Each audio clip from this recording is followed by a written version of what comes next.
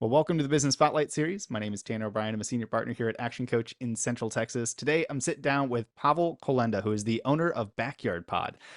So excited to be sitting down. Pavel, I just want to say thank you first off for taking the time to be here to chat with me today, for us to have some conversation around entrepreneurship, around business, about this crazy journey that many of us are on. Probably just easy. Let's start with a little bit of background. Give us kind of the 10,000 foot view of who you are, and tell us a little bit about Backyard Pod. Awesome. Well, thank you so much for having me. This is an absolute pleasure and honor to be here. So quick overview of Backyard Pod. We are a company that focuses on small spaces. So interestingly enough, we're in Texas where everything is bigger, right? And we're doing the opposite, right? Small spaces in Texas. So we build tiny homes, we build backyard offices, and anything really in between, right? Our company that's our niche, is to utilize space as much as we can. I am originally from Poland, where everything is a little bit more condensed, and we all live in smaller homes and smaller apartments, right? So I'm incorporating some of the thoughts and European design into our products here at Backyard Pod. Yeah, so that's kind of our mission, right? And our focus. And we've been in business for about 3 years now. We started when COVID happened, and everyone needed an extra space in their backyard for their home office. And that has evolved into building ADUs, tiny homes, and all kinds of products that fall into the category. Very cool. So what has been your background leading up to 3 years ago and launching this crazy idea? What's been your experience? Do you have businesses before that? Do you have other businesses now? What's been your background specifically before getting into Backyard Pod? Yeah, no, thank you. That's a great question. So growing up, people always ask you, like, who did you want to be when you were a kid, right? And I always wanted to be a business owner. Like, I just, people say fireman, police officer, right? Truck driver, like business owner was since I was a little kid. And I came to the United States, which, the American dream, right? And I think like the perfect example of it, with $1,000 in my pocket. So no longer $100, with $1,000, and about 17 years ago. And I had to figure out a path from there, right? So went to college, and in order to pay for college, I worked in construction. So that's where I learned how to build things, right? So I learned everything from plumbing, electrical, framing, roofing, all that stuff. College experience wasn't super fun because I was working full time and going to school full time, but I learned a ton. And when I was choosing my education path, I've selected accounting because everyone kept on always telling me accounting is the language of business, right? Once you know accounting, you know how business operates. So that's what I studied, and that's where I worked for about 10 years. I got my CPA license, and I worked in consulting and audit for clients of all shapes and sizes, and throughout the entire country. So I learned to see how very successful companies, multi-billion-dollar companies, work, right? And what makes them tick. And I got to see how failing companies are also working, right? So there's a lot of good lessons and bad lessons, right?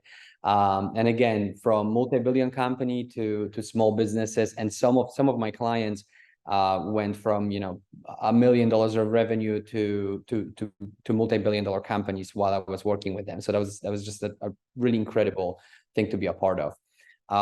So worked as a CPA for about 12 years, I think, in total, if I recall correctly. And I just started doing construction projects on site as a hobby, right? Renovated my own home, and people were like, well, do you mind doing my renovation too? And I said, sure, I not like I have anything to do on the weekends, right? So I would pick those up, and I just really enjoyed doing it, right? The more time I was spending on a construction site, I was realizing I really like this way more than sitting in front of my 3 screens and 17 spreadsheets open at the same time. And a colleague of mine approached me during COVID, and he said, showed me a product of a competitor, and said, would you mind building one of those for me? And I said, I really wouldn't mind at all. I think I can beat their price, and I also can make something that's much better looking than this also. So, we agreed on a price, and I sketched out the design, and I said, take this to your neighbors and make sure that they can take a look at it, and they okay it before we build it, so you don't have any issues with that. So he goes to both his neighbors, and both the neighbors were like, we want one too, right? So I said, okay, I think we have a business here. So And I was actually, all of this is happening while I am driving to, we have a little cabin up in Minnesota. So my wife and I are in a car while all of this is happening. It's like a 3-day journey driving up there. Um, so I, wipe on my laptop. We change seats. She drives. I set up a website while driving up to Minnesota. And I remember this was not soon after Tesla released their Model 3. And I don't know if you recall that they essentially like showed one picture of this Model 3 and gave the stats, and they sold like 400,000 of them, right? And people gave them a top, like they raised $400 million with a picture of a car. And I'm thinking to myself, like, wonder if I can do the same thing, right? So I got a picture, I took that rendering, threw it on the website, went on Tesla contracts, downloaded a contract, find and replace Tesla with Backyard Pod, and started sending it out to my potential customers in Austin while I was on my vacation in Minnesota.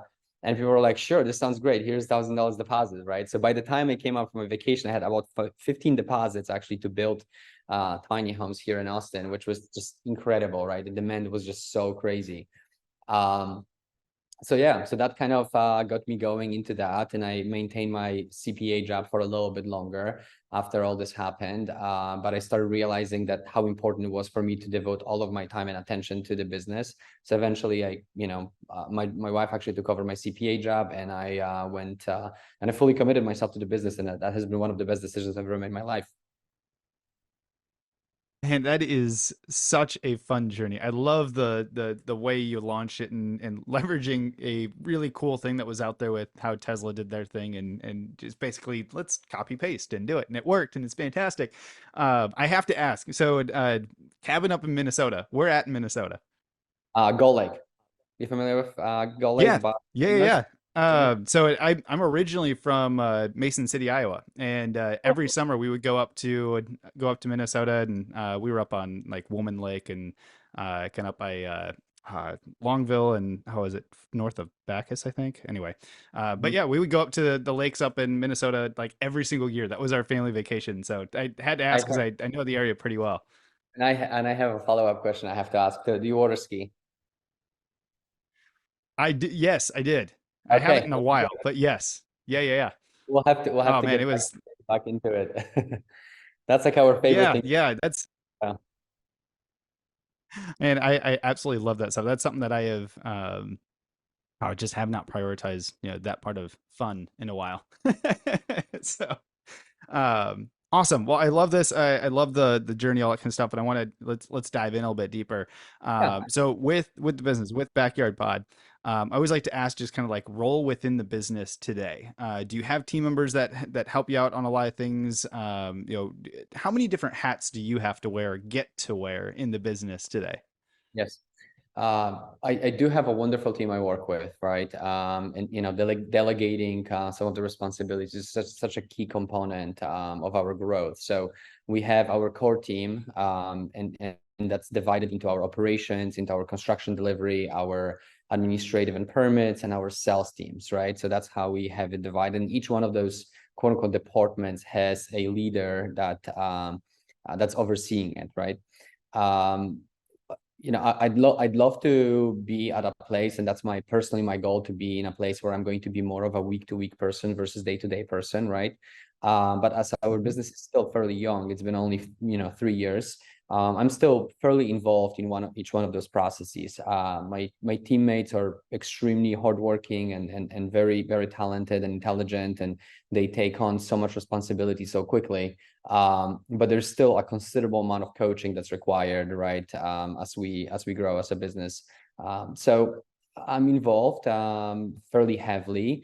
However, just fairly 6 months ago, my wife and I had our first son, and he was a preemie, and we ended up staying with him in a hospital for a little bit. And I had to step away from my business completely, right? I had zero time to talk to anyone about anything, right? And I was just so impressed how my team stepped up and was able to handle, whether it was positive situations or negative situations or escalations with clients. They really came together and took care of everything that needed to be taken care of. So that gave me a ton of assurance that I have the right people, and I'm very excited to continue growing with them. Oh, that is fantastic. So when you look at like, all the stuff that you kind of have your hands in currently? Is there, a particular role within the company, whether it's, a particular part of the department, whether it's operations or finance or Mhm. marketing or sales or what have you? Is there, one that you're like, as soon as I can give this one away, this is the first one to go. It's not my favorite. And then like on the other side of the equation, is there one that you're like, I'm keeping this one as long as I can because I absolutely love doing this part of the business? Yes, that's such a great question. I think the toughest one and the most time-consuming one is operations, right? Just overseeing our administrative and in-house operations of projects. So tracking projects, project progress, communications with clients, keeping them updated, and funneling any sort of escalations or any issues, right? This one is definitely the most taxing one, right? I, selfishly, I would love to give that away to someone or delegate it because that's the most stressful aspect of the job too. That is literally the most stressful part of this business. So I would love to not be involved in it, but inherently, my involvement or escalation to me has to happen occasionally. I have to step in and I have to help out to my team. And a lot of times, on bigger projects or with some customers, even on smaller projects, right? We have to do that, right? One of the rules we try to follow is that every single issue that's happening has to be treated as a big issue, right? There's a simple customer Mm. service rule. If you don't make a big deal out of an issue, your customers will. So we always try to make a big deal out of any escalation that happens, and that fairly often requires me to be involved and help navigate around the problem or any sort of obstacle. So operations is going to be the one where I think I'm working very hard with my team right now to streamline it and create accountability and have a process where I don't have to be involved as much in smaller, less important items. When it comes out to things that really give me pleasure working with, sales is always very fun to do, right? There's just this excitement and it's exhilarating to make a big sale, right? It's just such a fun process. So I like to be involved in that, similar with marketing, but I think my favorite is just architectural design. Just Mm. being able to sit down with the software and then start thinking of the new product that we're going to launch, or work with a customer that has a vision, right? And collaborating with them on how our products can fit into their vision and create a dream, a home of their dreams. So that's a part that I think long term I would like to be involved always, right? Even if I step down to a week-to-week responsibilities, this just is something that's my passion, and I want to continue doing that. I love that. Let's actually talk a little bit about the customer, the client. Then, who I always like to ask, who do you primarily serve? And kind of my favorite way to kind of frame this up is if I'm sitting here, I'm watching this video later on, I'm listening to this conversation. How do I know I'm a really good fit to give you a call and see if something might make sense here, or I might know somebody that I can refer over to you? Yeah, absolutely. Majority of our clients right now are residential, right? So you have a backyard that has some space. There's obviously limitations about your impervious coverage, right? Building covers, things like this, but most of the properties have extra space to add a structure. And it's fairly uncommon in the United States actually to have any other structure on your property besides your home. There's occasionally a shed, right? But it's different in Europe, right? Particularly on older homes. Almost every single home had a secondary kind of accessory structure where you either had like a little workshop or outdoor kitchen and things like this. So we really try to reach out to customers that have that extra space, people who are outgrowing their home, right? Let's say you and your significant other, you guys have two kids, right? And you have a five-bedroom home, and all of a sudden one of you has to work from home, or you just feel like the house is just busting at the seams, right? And you need that extra space, right? So your option right now in Austin is you can sell your home and you can spend just insane amount of money to buy a house in Austin. Prices are just so high. It's really not fun for homes. Or you can invest into your existing property, right? And we offer a turnkey solution. So we're going to analyze your permits, give you a feasibility study to see what you can build and how big it could be. And we offer a turnkey service. So we will apply for permits. We're going to perform all elements of construction. We'll have weekly meetings with you. So we try to make this process as painless as possible. I always like to remind our clients, it's still a construction process, right? It's still complex. There's still a million different things going on over here. We try to make it for you as easy as possible, but you have to keep in mind that this is a complex process, right? So setting those expectations correctly and, participating in our weekly meetings, right, with superintendents, gives a really great experience to our clients. And at the end, they have an incredible product added to their home. Their home value is increased significantly by something like this too. On average, anywhere between 20 to 30% in the United States, ADUs are adding to property. So it's a really great investment. You get all your money back when you sell your home, plus some, right? Take your whole family on a vacation to Hawaii, and throughout this entire time, you have all this extra space in your backyard. So it's a win for everyone. I love that. I love the turnkey nature of it, being able to make it as simple as possible. That's really cool. So I got to ask, some questions around marketing. You referenced it a couple times in passing. Yeah. Talked a little bit about the kind of the launch of it, that sort of thing. But what is your current philosophy to marketing? How do you get the word out there about the amazing work y'all are doing? Yeah, absolutely. Social media has been just such a pivotal element of our marketing, right? The first probably $1 million of sales was just straight up Instagram. Like that's all we did, right? And particularly this was easy for us to do because there was a very low product awareness, right? Like people knew, people like think of yourself, our customers was in front of a dilemma. Okay, well, I need an extra room for my office. I am currently working out of a pantry. I literally have a cereal box falling on my head while I'm in my Zoom calls with this really loud air conditioner next to me. So I need an extra space, and I need to buy a house, which is an insanely stressful experience, moving everything, right, to accomplish that. So it's a really tough spot to be in, right? And all of a sudden you find out that, hey, for like 30 grand, this company can come in and build this really awesome office with air conditioning, insulation, and all the bells and whistles.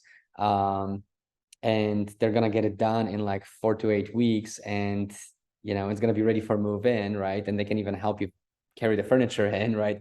It is just such a relief, right? So just being able to at the beginning raise this product awareness was just crucial for us, right? So if you think of like the top of the funnel, middle of the funnel, bottom of the funnel, right? Everyone was top of the funnel. They had no idea that this even exists, right? That it's an option for anyone.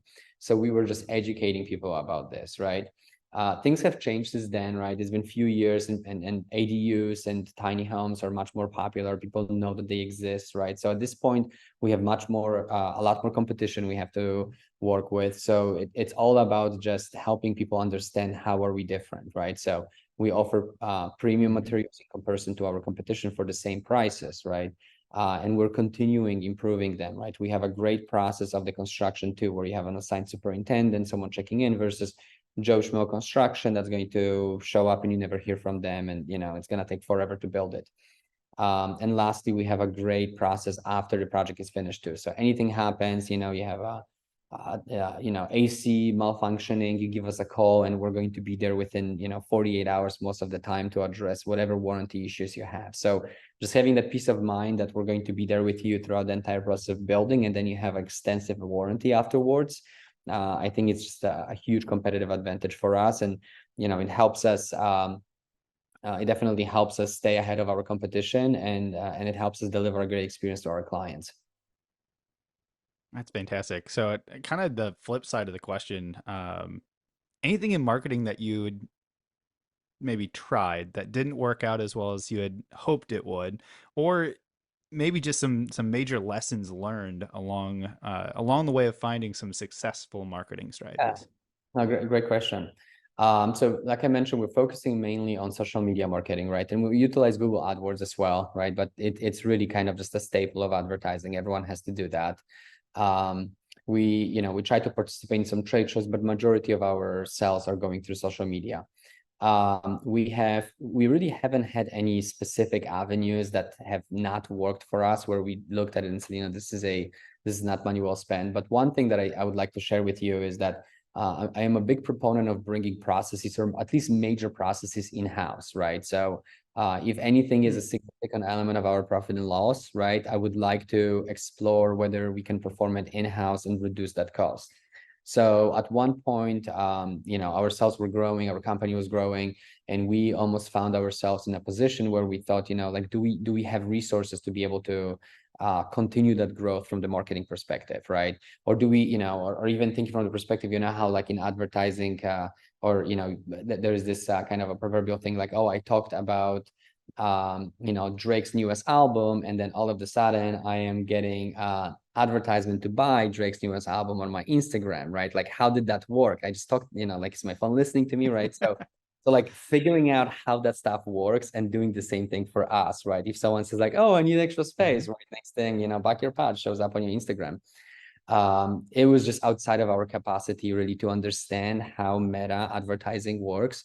So we engaged a marketing agency to do that, right? And when I kind of sat down my marketing team, I said, you guys have 6 months to figure out what they're doing, right? Because we're hiring those guys, and 6 months from now we're firing them, and we're going to pay them a ton of money during the 6 months.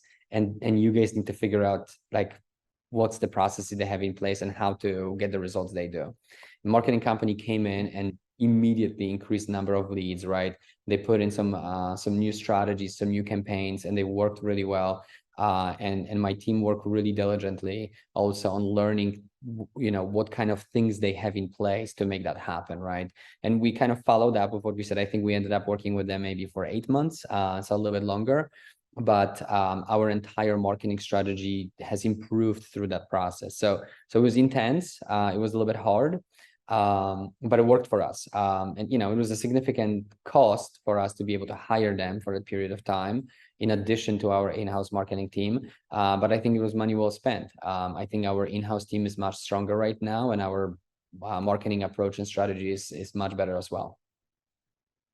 I love that approach. I love the, what can we learn by leveraging people that do currently have, the knowledge and skills that maybe the team doesn't quite have yet, and being able to bring that in and continue to grow. That is phenomenal. So let's, quickly, let's future pace for a moment.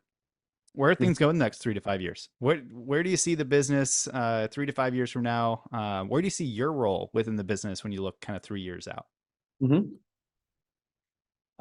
So that's like double our age, right? So much is going to happen during that time. Our mission for the next 3 to 5 years is to be in at least 3 markets, right? So we're currently exploring going to a different market, different city, and build a relationship with local builders to do that. Ideally, we would like to set it up through a franchise model that I think is going to create the easiest process for it, but it's very complex, right? Creating a franchise is a long process. So we are working with some third-party companies to explore how that can be set up and whether it's going to work for us, right? And we have our sales goals. So we would love to reach those goals as well, in terms of the builds. And we have our product goals as well. So we would love to be 3 years from now in a place where majority of our products are pre-made before the installation, to limit the amount of time that we spend in our customers' backyard. So we are in a place where I think we comfortably, by 3 years from now, we'll be able to cut down our installation time frames by 50. And that's really where we'd like to be. So expanding to 3 cities, continuing improving our materials, which we continuously working on, and then cutting down our installation time by 50% is our primary goals. It's fantastic. I love the clarity of the goals as you look forward out here. So I know we've covered a ton of ground, and I want to be respectful of the time that we have here. So as we start to wrap up, we've got a few rapid fire questions I'd love to dive into, just kind of pull some additional wisdom nuggets out for the audience here. So I've got 4 in total. First one, when you look at your journey so far through this business, through kind of life and your experience so far, what would you say for you is your key to success? Mm-hmm. I think consistency and quality in everything we do, right? Being methodical about every single process that we do, just measuring and looking back, right? Without getting into analysis paralysis, but always measuring things and how are we doing. So and then from there, continuously trying to improve small steps at a time instead of big grand, lofty goals, right? Just thinking of, okay, what's the next small thing that we can do? I love that. If you could give just one piece of advice to other business owners out there, what piece of advice would you leave them? I think the biggest thing for us that has worked is to staying true to our values and our mission. There is particularly in construction, there's so many different things we can try to do, right?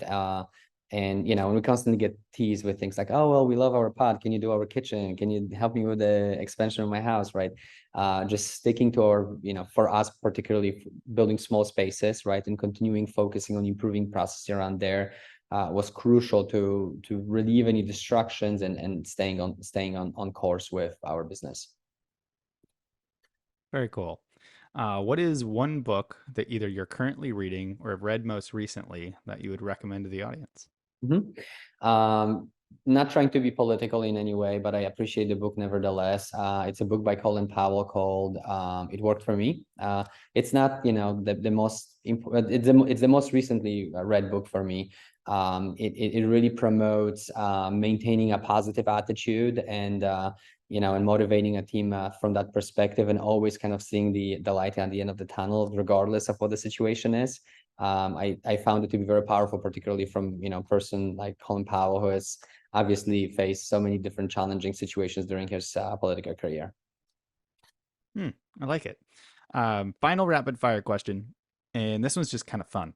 If you Mhm. could take a little bit of magic dust and you could sprinkle it over just one area in your business, and you only get to choose one, where Mhm. would you choose to put that magic dust, knowing that when you do it, you wake up tomorrow, it's 10 times better than it is today? Where would you choose to put it? Mhm. I think that would be our scheduling process, right? I always joke that every single construction worker is a captain of their own ship, right? They all treat me like they are my boss, and like I am working for them. So trying to align those schedules and getting everyone in the right places at the right time is extremely challenging. So if we could have that fairy dust fixed, I think I would sleep so much better at night. I love it. So, for those that are watching and who wants more information to follow the amazing work that y'all are doing, that might be interested in contracting y'all, working with y'all, creating some amazing spaces, things like that, where can we advise the audience to go for more information or to make some connections here? Yeah, absolutely. Our website, I think, is the best place, backyardpod.com. Also, our Instagram, just looking for Backyard Pod. You can see all of our work we completed over there. And we have a lot of informational videos there as well. And there's a lot of fun stuff there too. So I think Instagram is probably the easiest. But if you are not on social media, our website is second best. Excellent. Well, I will put those in the video description below. So for those watching, make sure you go down, click the links, check it all out. Make sure you connect. If you get on Instagram, maybe send them a quick DM and say, "Hey, saw you all on the business spotlight. Loved the conversation," and just kind of let them know that sort of thing. So, Pavel, as we finish up here, I always like to end on one very specific question. And that Mhm. question is simply, what is most inspiring to you today? Oh, wow. That's a great question. Um, I think what really inspires me is the positive impact our tiny homes and our ADUs have on on individuals and families that we build for. Just really helping them embrace a simpler, more sustainable lifestyle, and just loving the space that they live in. A lot of times we offer solutions for, children being able to have their parents really close by, right? Or vice versa, right? Parents providing housing for children. And those are life-changing solutions for people. So we just love being a part of that. That is so cool. Pavel, thank you so much for taking the time and sharing a bit of your journey. I know we could probably sit here for another hour and just like really dive into some stuff, but I want to say thank you for taking the time and sharing this. It's been a pleasure to have you here. Absolutely. Thank you so much for having me.